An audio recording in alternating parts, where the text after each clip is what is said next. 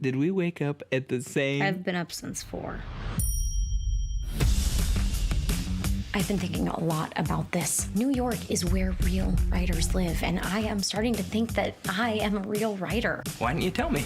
Do not say it. Careful now. Keep it to yourself, Linz. I just have all these voices in my head all the time. Now you've done it. Nice pants. Thanks. They're new.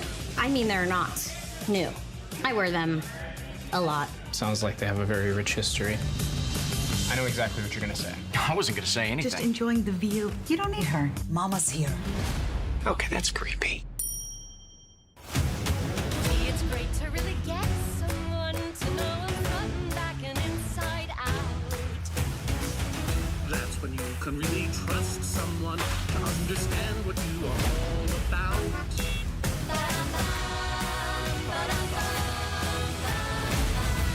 I came here to focus on myself. This could be a life-changing opportunity. You have no reason to believe that. What about this reason?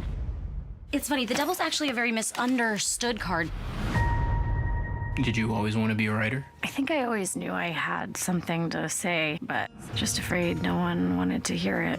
She doesn't like you. She just thinks you're rich. Hey, don't listen to her. You're doing great, buddy. What are you thinking about? Nothing.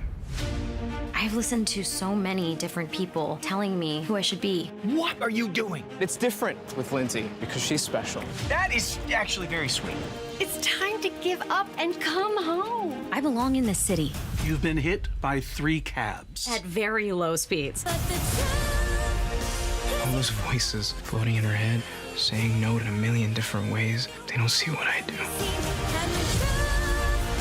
She doesn't appreciate you. She doesn't deserve you. This isn't your life. This is my life. I am sick and tired of everyone telling me what I'm supposed to do.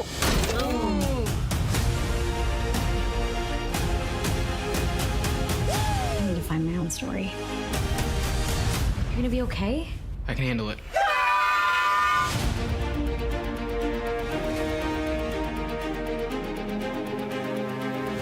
All right. Ladies and gentlemen, boys and girls, children of all ages, we're so happy today to have with us writer and executive producer of a brand new show hitting Hulu on the 24th of March. Up here, it's Danielle Snchez-Witzel. Danielle, hello. Hi. Hey, your show's crazy, and I love it. It's the best of the 2 things that I love, musicals and romantic comedies. It does these 2 things so well. What made you want to be a part of this project alongside writing a few of the episodes and all that? Well, I'm with you. I mean, these combines two things that I love. One that I do professionally, which is I am a half-hour comedy television writer. That's my career trade. But I'm a huge fan of Broadway musicals, and so when I knew Tommy Kail a little bit, we had worked on a project together a few years before this that wasn't ultimately made. But he said, "So do you want to come? Be part of this?" With the most genius, this is not how he phrased it, but certainly when he told me it was, Bobby and Kristen Lopez and Stephen Levinson, it was like, yes. Do I want to collaborate with the best people working in Broadway musicals? Yes, I do.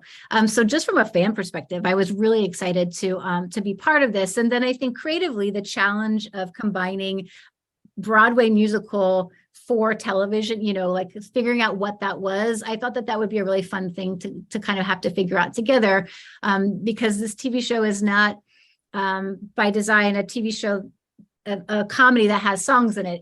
It operates more like a Broadway musical, meaning the musical moments are story beats in the series. And the way Bobby and Stephen and all of them had to teach me many things along the way. But if you could remove the song and the story still works, then there's something wrong, because you shouldn't be able to remove the song. The song should be part of the story. So just kind of learning about that and understanding that challenge was a huge, a huge factor as to why I wanted to do this.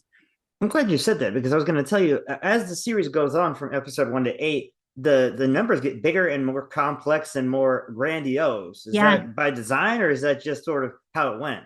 Yeah, I mean, I don't want to speak for, Bobby and Kristen are these brilliant songwriters. And again, I have zero musical ability and zero background in music, but I certainly learned a lot along the way. And so I think the answer to your question, I can safely say, is yes, because the way we figured out to do this for television was we pretty quickly learned that what we needed to do was make 8 mini musicals. So each 8 episodes, each one being its own musical that worked, had a beginning, middle, end, had a theme, asked a question, answered the question, which is what Broadway musicals do. And then all 8 of those had to combine for as one overarching long musical, and it needed to work kind of in that way too. So so yes, I think that your 7 and 8 as its own mini musicals should be working, but as the bigger musical, 7 and 8 are kind of the climax of the, okay, this is all culminating in this. Are these people going to be together? Can you really know someone? Can you ever be known? Which is kind of the main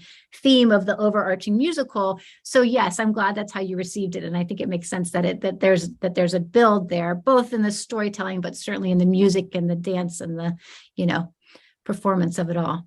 I absolutely picked up on that, and I love it. Yeah. Why should people check out your show when it does come out on March 24th? I think that what our simple goal was, or I should just speak for myself, but there were 5 of us that kind of combined to do this, is that we just wanted to put something joyful into the world and kind of have people have an escape from what feels like a lot of sadness and a lot of heavy things happening in our world.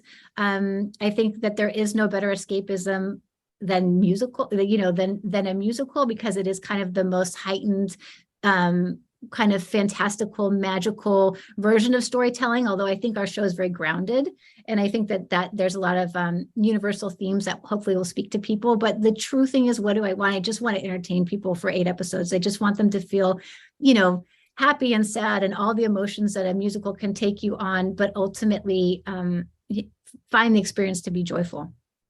I love that. Guys, make sure you're checking out Up Here when it does air on March 24th. To check it out. It has Mae Whitman, Carlos Valdez, and Kay Finneran all in it. And obviously, Danielle's writing the show. You guys should check it out on Hulu. Are all the episodes streaming, or are they doing it week by week? They're all streaming, which I think for us, because of what I was saying, kind of those 8 mini musicals and one, all speaking to one big musical, they're going to put them all up together. So you can experience that one long musical if you have, if you have it in a weekend to kind of get through it all together, or however you choose to watch it. But yeah, they'll all be there for you.